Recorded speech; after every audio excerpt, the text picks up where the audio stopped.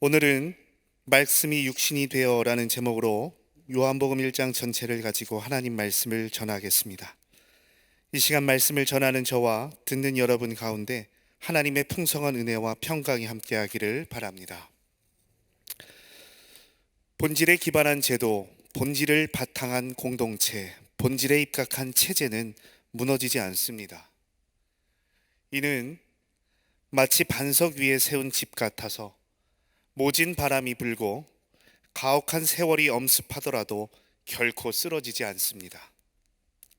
반대로 본질이 아니라 현상에 집중할 때, 근본에서 벗어나 주어진 인습을 답습할 때 교회는 힘을 잃고 미래를 담보할 수 없어 흔들립니다. 그렇기에 우리는 시대의 요구를 넘어 항상 본질을 추구해야 합니다. 보다 근원에 부합한 모임이 되기 위해 우리 모습을 끊임없이 변화해야 합니다. 오늘 말씀을 통해서 얻을 수 있는 가르침도 이 본질에 관한 것입니다. 함께 영적인 교훈을 찾고 기도의 제목을 삼고자 합니다. 첫째, 예수 그리스도 그 본질에 집중하라입니다. 요한복음 1장만큼 본질에 주목하는 성경도 없습니다. 1장 1절과 3절입니다. 제가 다시 한번 읽겠습니다. 태초에 말씀이 계시니라. 이 말씀이 하나님과 함께 계셨으니 이 말씀은 곧 하나님이시니라. 만물이 그로 말미암아 지은 바 되었으니 지은 것이 하나도 그가 없이는 된 것이 없느니라. 아멘. 지은 것이 하나도 그가 없이는 된 것이 없느니라. 요한이 말하는 본질은 말씀입니다. 요한은 자신의 이야기를 태초로 회귀시킵니다. 시간이 시작하기 전부터, 장소가 생겨나기 전부터 우리의 생각으로 가늠할 수 없는 첫 시작에 말씀이 있었다라고 합니다. 요한복음이 말하는 우주의 본질, 말씀입니다. 그간 인류는 이 본질에 대한 문제로 씨름해 왔습니다. 본질은 이거야. 세계는 이렇게 시작되었어. 그러므로 우리는 이런 존재야. 끊임없이 우주와 자신에 대해 설명하며 존재의 이유를 물었습니다. 만약 이 시간 제가 동일한 질문을 드린다면 여러분은 어떻게 대답하시겠습니까? 여러분이 생각하는 본질은 무엇입니까? 우주의 근원은 무엇입니까? 아니, 이것이 너무 크고 방대하다면, 그래서 설명이 불가하다면 여기 앉아있는 나는 누구입니까? 내 존재는 무엇입니까? 오늘날 현대 사회를 이루는 근간은 두 가지입니다. 유물론에 파생한 과학주의와 무신론에 입각한 실존주의입니다. 포스트 모던이란 사회 현상의 뿌리를 찾아가다 보면 이 두 가지 생각과 만나게 되어 있습니다. 먼저 유물론자 라메트리는 그에 져서 인간 기계론에서 다음과 같이 말합니다. 인간의 모든 사고는 신체 작용의 결과에 지나지 않는다. 영혼은 뇌의 활동이며 품을 수 있는 모든 감정은 경험의 산물이다. 그에 대한 반응일 뿐이다 라고 했습니다. 유물론자들은요, 물질이 있고 그 다음에 생각이 있다라고 했습니다. 그래서 이들에게 본질은 물질이지 영혼이나 혼 같은 보이지 않는 세계가 아닙니다. 이러한 시각에서 발전한 것이 무엇입니까? 바로 과학입니다. 과학이 바라보는 우리 존재는 무엇일까요? 코스모스를 쓴 칼 세이건이 말합니다. 별의 먼지일 뿐이다. 유물론에 기반한 과학의 시각에서 보면 저와 여러분은 우주의 먼지, 별의 먼지, 탄소 덩어리일 뿐입니다. 그렇게 여기에 존재의 이유와 목적을 가질 수 없습니다. 먼지가 먼지로 돌아가는 것이 당연한데 무슨 고상한 목표를 갖겠습니까? 뇌과학자들은 말합니다. 영혼의 작용은 우리 뇌에서 이루어지는 물리적이고 화학적인 반응에 지나지 않는다. 그러므로 숭고한 목적을 갖는 것, 삶의 특별한 이유를 찾아가는 것, 유물론에 있어서는 불가능한 일입니다. 요즘 세상이 말하는 가치를 보십시오. 잘 먹고 잘 쓰면 그만입니다. 원하는 거 있으고 보고 누리면 전부입니다. 그 이상의 것을 추구한다? 정신병자 취급당합니다. 이를 잘 보여주는 소설이 있어 소개합니다. 올더스 헉슬리의 멋진 신세계라는 소설입니다.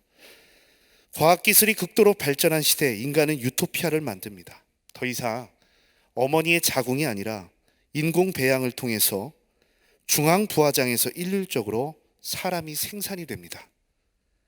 그리고 철저히 계급 사회로 운영이 되죠. 알파, 베타, 감마, 델타, 엡실론.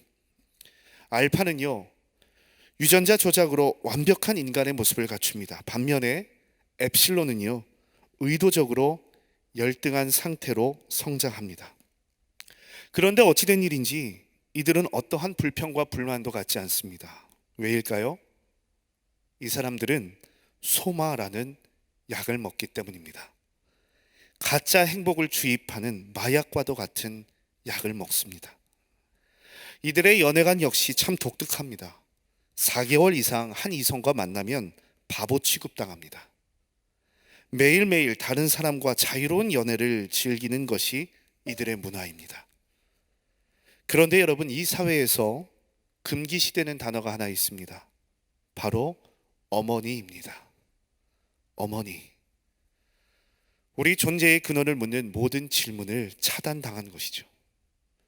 비록 소설이지만 오로지 존재를 물질로 보고 쾌락만이 남은 사회에서 삶의 이유와 목적은 찾을 수 없습니다. 작가는 우리에게 질문합니다. 이것이 과학이 그리는 멋진 신세계입니까?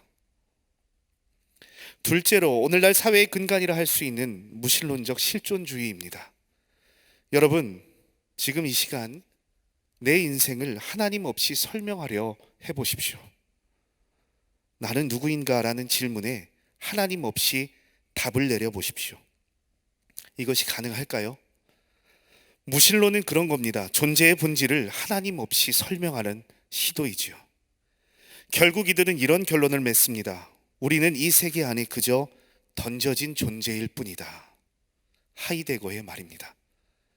하나님의 계획과 인생에 대한 목적, 우리 하나하나를 위한 특별한 소원을 이제는 말할 수 없으니까 그저 던져진 존재일 뿐이다.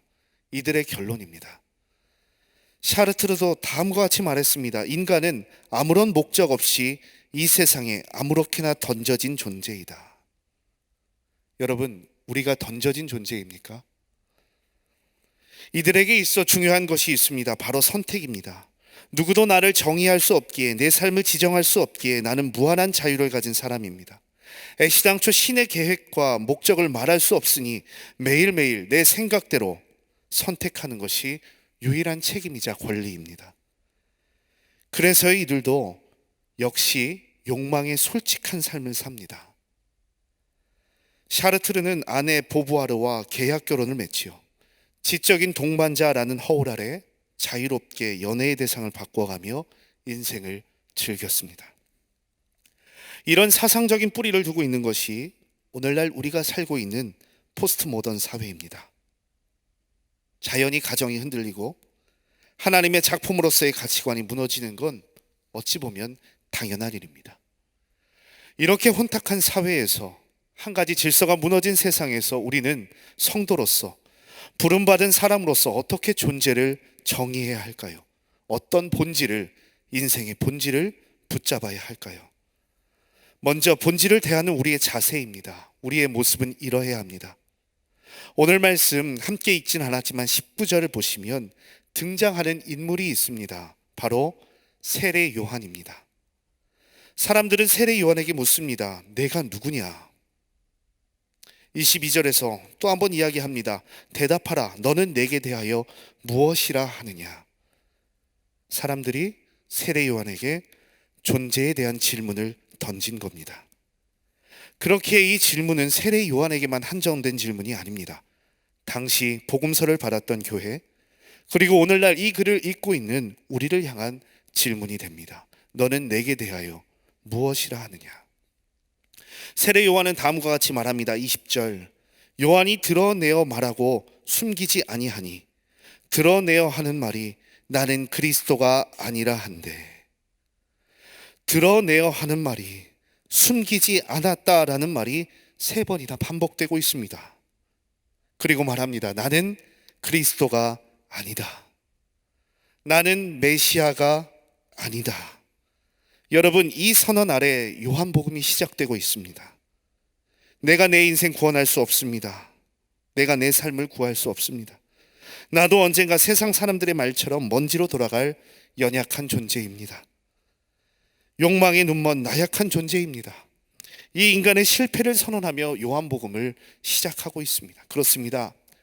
항상 우리가 사는 세상은 창세기 1장에서처럼 어둠 안에서 혼돈으로 가득 찬 세상입니다.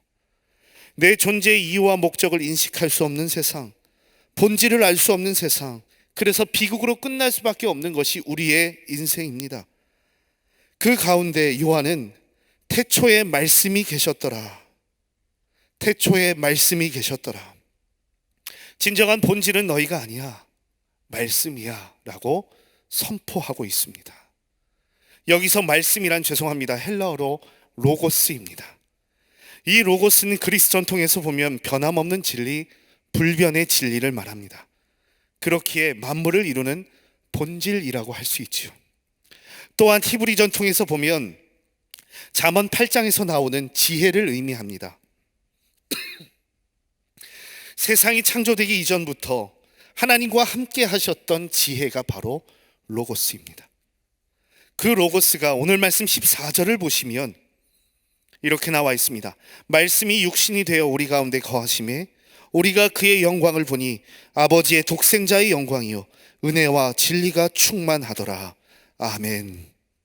말씀이 육신이 되셨습니다. 로고스가 육신이 되셨습니다. 본질이 현상이 되었습니다. 무한한 창조의 질서, 온 우주를 경영하는 원리가, 은혜와 진리의 풍성함이 사람의 몸을 입고 오셨습니다. 무한에서 유한으로, 전능에서 무능으로, 전지에서 무지로 놀라운 자기 비움의 역사입니다. 그러므로 우리가 붙들어야 할 본질은 무엇일까요? 우리가 추구해야 할 근원은 무엇일까요? 예수 그리스도 한 분뿐입니다. 끝없이 변하는 인생에서 유일한 해답이 있다면, 만고불변의 진리가 있다면 예수 그리스도 한 분이십니다. 사랑하는 성도 여러분, 회전하는 그림자도 없으신 근원 되신 주님과 깊은 사귐이 있는 한 해 되시기를 바랍니다. 종교의 격가지가 아니라 우리가 신앙의 본질과 연합할 때 우리는 비로소 빛의 역사, 생명의 역사를 경험하게 될 줄 믿습니다. 요한은 말합니다. 12절, 영접하는 자 곧 그 이름을 믿는 자들에게는 하나님의 자녀가 되는 권세를 주셨으니. 영접하는 자, 영접하는 자에게 주시는 복은 권세입니다. 비로소 본질을 탐구할 수 있는 권한입니다. 인생의 참 의미와 목적을 발견할 수 있는 기회입니다. 이 놀라운 믿음의 역사가 우리 가운데 있기를 바랍니다. 예수 안에 있는 부요함, 그 풍성함으로 삶을 채우시는 저와 여러분 되기를 간절히 축원합니다. 둘째, 어린 양의 모습으로 서라입니다. 세례 요한은 예수님을 보고 이렇게 이야기합니다. 29절입니다. 이튿날 요한이 예수께서 자기에게 나아오심을 보고 이르되 보라, 세상 죄를 지고 가는 하나님의 어린 양이로다. 그런데 이 증언은 한 번으로 그치지 않습니다. 35절과 36절 보시면 또 이튿날 요한이 자기 제자 중 두 사람과 함께 섰다가 예수께서 거니심을 보고 말하되 보라, 하나님의 어린 양이로다. 하나님의 어린 양이로다. 세례 요한은 왜 거듭 말하였을까요? 여러분, 앞서 이야기한 것처럼 우주의 본질이 육신의 옷을 입고 세상에 왔습니다. 그런데 어떤 모습이었습니까? 어린 양의 모습으로 오셨습니다. 세상의 유력자나 군주나 장군이나 부자의 모습으로 등장하지 않았습니다. 다만 어린 양의 모습으로 오셨습니다. 죄의 문제를 위해 피 흘릴 어린 양의 모습으로 우리에게 다가오신 것입니다. 자신의 물과 피를 다 흘려 마침내 하나님께 올려드릴 유약한 존재로 오셨습니다. 이에 이사야 53장 5절에서 7절은 다음과 같이 말합니다. 그가 찔림은 우리의 허물 때문이요 그가 상함은 우리의 죄악 때문이라. 그가 징계를 받음으로 우리는 평화를 누리고 그가 채찍에 맞음으로 우리는 나음을 받았도다. 우리는 다 양 같아서 그릇 행하여 각기 제 길로 갔거늘 여호와께서는 우리 모두의 죄악을 그에게 담당시키셨도다. 그가 곤욕을 당하여 괴로울 때에도 그의 입을 열지 아니하였으며 마치 도수장으로 끌려가는 어린 양과 털 깎는 자 앞에서 잠잠한 양같이 그의 입을 열지 아니하였도다. 아멘. 우리 예수님은 하나님과 우리를 잇기 위해 어린 양의 모습으로 오셨습니다. 그러므로 우리가 추구해야 할 본질은 단순히 예수 천당 불신 지옥이 아닙니다. 어린 양 대신 예수 그리스도의 삶 그 자체여야 합니다. 요한복음 15장 12절에서 우리 예수님 이렇게 이야기하셨습니다. 내 계명은 곧 내가 너희를 사랑할 것 같이 너희도 서로 사랑하라 하는 이것이니라. 서로 사랑하라 하는 이것이니라. 내가 너희를 사랑한 것 같이. 우리가 추구해야 할 본질이 있다면 예수님의 사랑입니다. 자신을 내어주는 십자가의 사랑. 우리가 십자가의 사랑으로 나아갈 때 예수님과 가장 가까운 존재가 됩니다. 인생의 목적과 이유 본질에 가장 부합한 인물이 됩니다. 여러분, 서로 사랑하시는 한 해 되시기를 바랍니다. 예수님처럼 서로의 허물을 지적하지 말고 안아주고 감싸주며 덮어주는 우리의 믿음을 사랑으로 실천하는 저와 여러분 되기를 간절히 축원합니다. 톨스토이의 작품 사람은 무엇으로 사는가에서 추락했던 천사 미하엘은 마지막 세 번째 미소를 지어 보이며 다음과 같은 말을 남기고 승천합니다. 이제 저는 사람들이 자신에 대해 걱정에 차서 사는 것처럼 보이지만 사실은 오직 사랑으로 산다는 것을 알았습니다.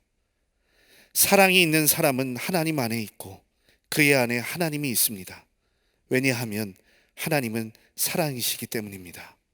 사랑이 존재의 이유입니다.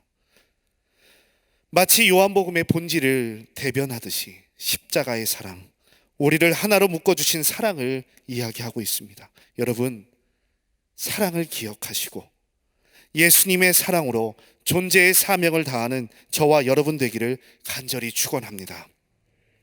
마지막으로 셋째, 사랑할 때 하늘의 풍요로움이 땅의 역사가 됩니다. 요한복음 1장에서 마지막으로 등장하는 인물이 있다면 나다나엘입니다. 나다나엘은 성정이 바른 사람입니다. 시비가 분명한 사람입니다. 유대 역사에도 자기 민족의 역사에도 정통한 사람이라고 할 수 있습니다. 그렇다 보니 자신의 이러한 신념 때문에, 내 믿음 때문에 예수께서 찾아왔음에도, 본질이 찾아왔음에도 영접할 수 없었습니다. 나사렛에서 무슨 선한 것이 있겠냐? 애써 찾은 인생의 목적을 앞에 두고 주저하고 있는 안타까운 모습을 보입니다. 오늘날 얼마나 많은 나다나엘들이 존재하는지 모릅니다. 인생에서 쌓아놓은 경험과 내 철학, 민족의 역사에 대한 인식 때문에 예수 그리스도를 믿을 수 없습니다. 이것이 내 인생의 디딤돌인 줄 알았는데 오히려 장애물이 되어서 하나님과 나 사이를 가르고 있습니다. 이런 불쌍한 인생을 향하여 예수님 말씀하십니다. 이것이 요한복음 1장의 결론 말씀입니다. 51절 말씀 제가 다시 한번 읽겠습니다. 또 이르시되 진실로 진실로 너희에게 이르노니 하늘이 열리고 하나님의 사자들이 인자 위에 오르락내리락 하는 것을 보리라 하시니라. 아멘. 하늘이 열리고 하나님의 사자들이, 하늘의 권능이 인자 위에 오르락내리락 할 것이다. 여러분, 우리가 예수 안에 있다면, 우리가 예수 그리스도를 믿는다면 하늘의 풍요로움과 은혜와 진리의 풍성함을 보게 될 줄 믿습니다.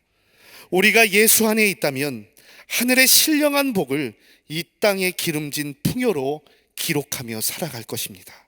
여러분, 부디 주저하는 나다나엘의 자리가 아니라 믿음의 자리로 나아오시는 여러분 되시기를 바랍니다. 그리하여 예수라는 그 십자가 사닥다리에 본질의 풍요로움을 경험하는 저와 여러분 되기를 주님의 이름으로 간절히 축원합니다. 기도하시겠습니다. 살아계신 하나님, 예수라는 본질과 온전히 연합하지 못했던 우리의 무지함과 게으름을 용서하여 주시옵소서. 이제 예수 안에 있는 풍요로움을 누리게 하시며 사랑으로서 역사하는 믿음 가운데 살아가게 하여 주시옵소서. 갈등과 반목이 있는 자리에 작은 예수의 모습으로, 어린 양의 모습으로 서게 하시고 분명한 인생의 목적 가운데 빛 대신 주님만 전달하는 우리 되게 하여 주시옵소서. 이번 주에 있을 임원 전지 훈련에 최선을 다하여 참여하게 하시며 부흥의 위대한 역사의 초석을 이루게 하여 주시옵소서. 어둠 가운데 빛이 되시고 우리의 삶의 목적과 이유 되신 예수 그리스도의 이름으로 기도드립니다. 아멘.